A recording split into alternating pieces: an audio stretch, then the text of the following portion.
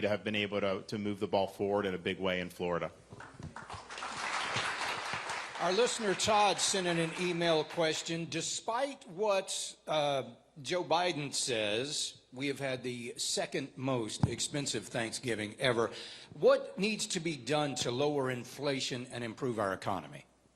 Great question. Why the inflation happened? It happened because Washington, D.C. spent, borrowed, and printed trillions and trillions of dollars, and both parties are responsible for it. It's happened since really March of 2020 through two administrations, Republican House, Democrat House, Senate, Republican Senate, Democrat Senate, and they've done it because that's what these guys in D.C. do.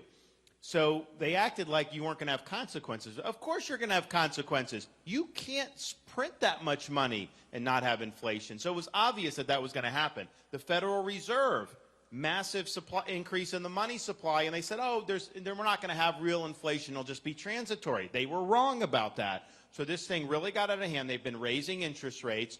And so now you have a situation, if you wanted to buy the average price home today, yeah, the values have gone up because of the inflation and some real increase.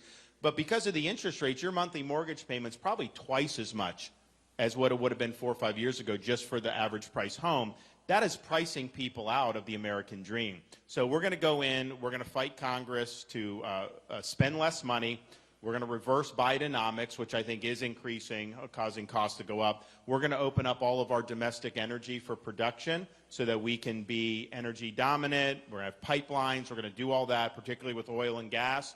That will be deflationary because we'll be reducing the cost of energy, and I think that that'll be really, really significant. And then there's just some things on a more longer term.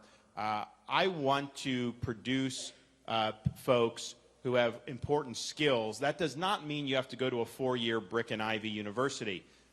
Skilled trades are important. All these things are really significant. We do that big time in Florida in high school, and people do. But the thing is, you know, as people have better skills, they're more productive. That drives down inflation. That's one of the main things to do. That won't happen overnight.